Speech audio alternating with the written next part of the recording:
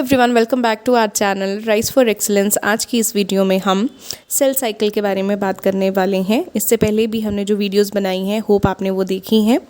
तो आइए cell cycle के बारे में जानते हैं। सेल साइकिल जो है वो एक, आपको पता है साइकिल क्या होता है, जिसमें सीरीज़ ऑफ इवेंट्स होते हैं कि एक के बाद एक इवेंट हो रहा है, उसको हम साइकिल का नाम दे देते हैं। वैसे ही सेल जो है, सेल डिवीज़न से पहले क्या करता है कि कुछ ऐसे टास्क जो है वो करता है जो कि एक सीरीज़ में होते हैं, जिसकी वजह से बाद में जो है सेल डिवीज़न में हेल्प होती है। तो सेल क्या क्या करता है, जैसे फॉर एग्जांपल सेल ग्रो करेगा, सेल प्रोटीन का सिंथेसिस करता है, आरएनए बनाएगा, डीएनए का डुप्लीकेशन करता है। तो ये सारी चीज़ें जो है डिवीज़न से पहले जो है वो सेल करता है। तो जब सेल ये सारी चीज़ें कर लेता है, उसके बाद फिजिकली जो है वो सेल डिवाइड हो जाता है 2 डॉटर सेल में। तो ये जो सीरीज़ ऑफ इवेंट्स चलते हैं, सेल जो परफॉर्म करता है टास्क सीरीज़ में करता है, इस चीज़ को हम सेल साइकिल बोलते हैं। ये आपको ध्यान में रखना है। ये तो एक नॉर्मली हमने सेल साइकिल को समझ लिया, लेकिन अगर हम डेफिनेशन की बात करें तो आप डेफिनेशन कैसे दे सकते हैं। The cell cycle is a series of events that take place in a cell leading to the duplication of its DNA and the subsequent division of the cell to produce 2 daughter cell। यानी कि cell cycle जो है series of event है। कहाँ पे होता है ये सेल साइकिल? सेल के अंदर होता है।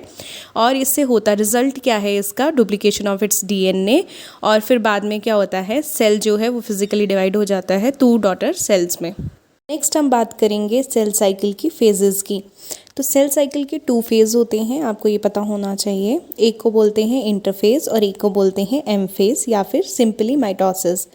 इंटरफेज़ जो होता है उसको नॉन डिवाइडिंग फेज़ भी बोलते हैं, क्योंकि यहाँ पे इस फेज़ में जो है वो सेल डिवाइड नहीं करता है, सेल प्रेपरेशन करता है।